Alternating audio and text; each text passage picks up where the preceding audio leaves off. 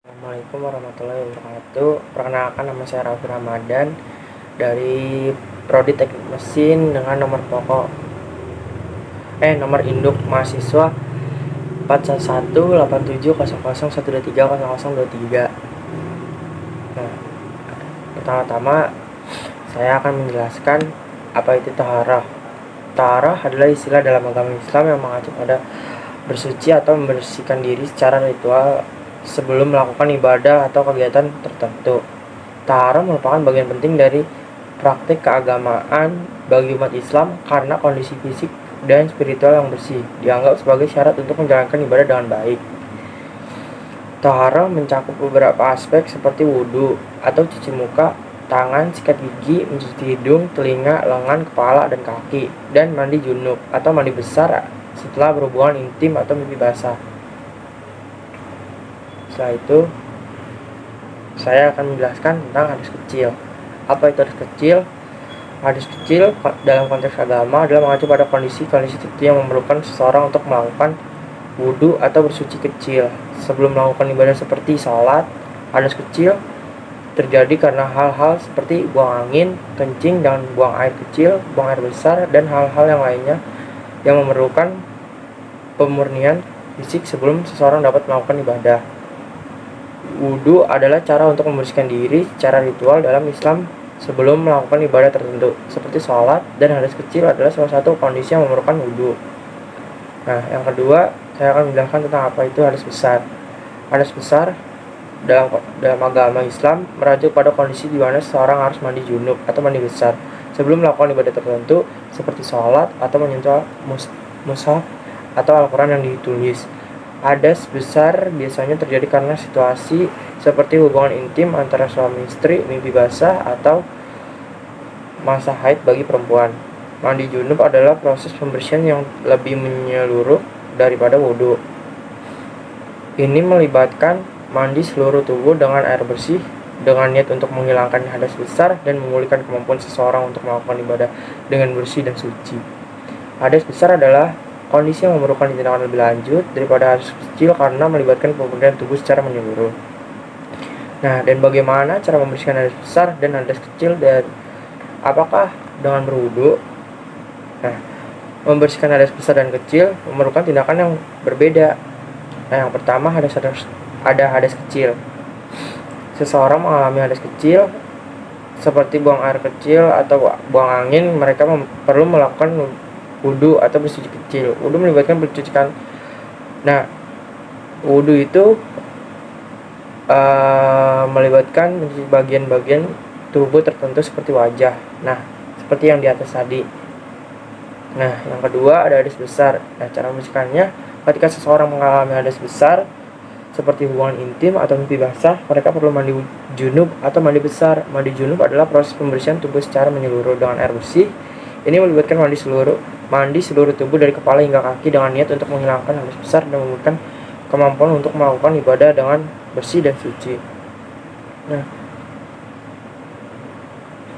Nah, jadi untuk membersihkan hadas kecil, seseorang memerlukan wudhu, sedangkan untuk membersihkan hadas besar, seseorang memerlukan mandi junub.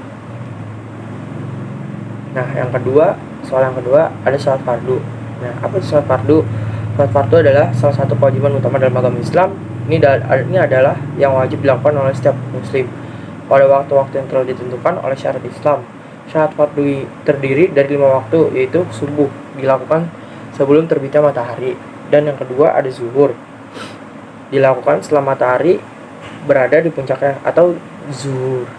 Nah, yang ketiga ada asar dilakukan pada saat bayangan benda-benda menjadi sama panjangnya dengan benda itu sendiri.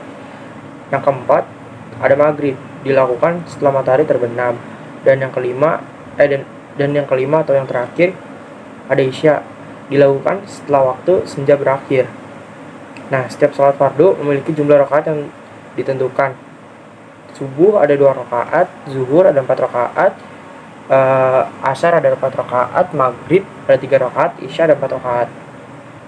Nah, melakukan sholat fardu adalah salah satu kewajiban utama bagi umat Islam, dan tidak melaksanakan tanpa alasan yang dibenarkan dapat dianggap sebagai pelanggaran syariat.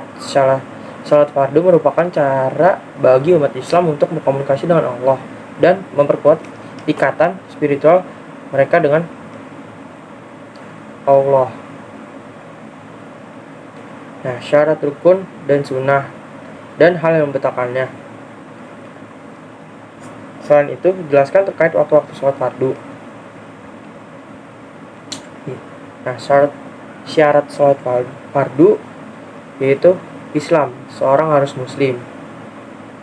Nah, kemampuan waktu, kesempatan waktu. Salat harus dilakukan pada waktu yang ditentukan, suci dari hadas maupun hadas kecil atau hadas besar. Seseorang harus dalam keadaan suci dari hadas kecil, dihilangkan dengan wudhu, dan hadas besar dapat dihilangkan dengan mandi junub.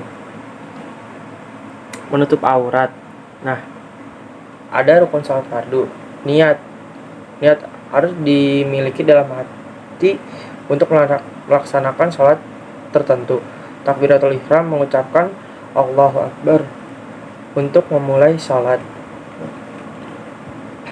Berdiri saat membaca Al-Fatihah dan ayat Al-Quran yang diwajibkan dalam posisi berdiri. Ruku, membungkuk badan dengan tunduk yang cukup sambil meletakkan kedua tangan di atas lutut. Iktidal, berdiri tegak sesudah ruku. Sujud, menyentuhkan dahi, hidung, kedua telapak tangan, lutut, dan ujung kaki ke lantai dengan sujud. 7. Duduk di antara dua sujud.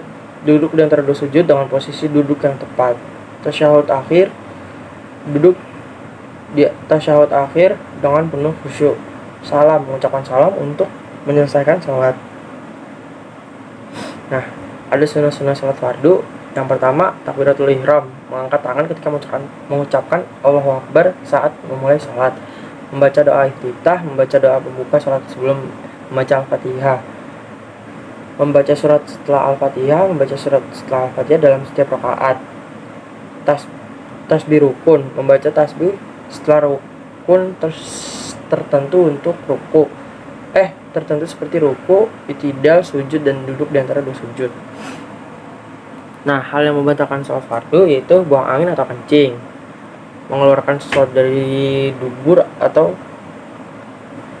kemih, tidak lelap, tidur dalam posisi miring atau tidur lelap yang dapat membatalkan kesadaran, menimbulkan suara yang menyamai suara lain. Nah, ketidaksadaran, makan atau minum dengan sengaja. Nah, yang terakhir ada waktu-waktu sholat fardu. Subuh, ini tadi udah dijelaskan di atas. Nah, ini adalah gambar umum mengenai syarat rukun, sunnah, hal yang membatalkan, dan waktu-waktu sholat fardu dalam agama Islam. Nah, soal yang ketiga ada ibadah yang wajib dalam agama Islam yaitu puasa.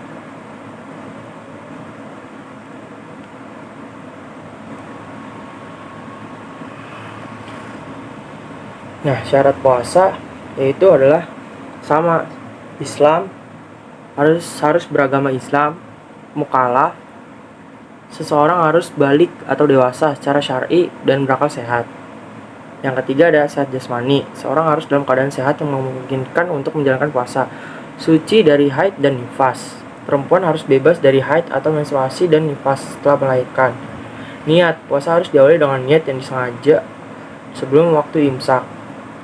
Rukun puasa. Nah, rukun puasa yang pertama ada niat puasa harus dimiliki dalam hati sebelum fajar menjelang.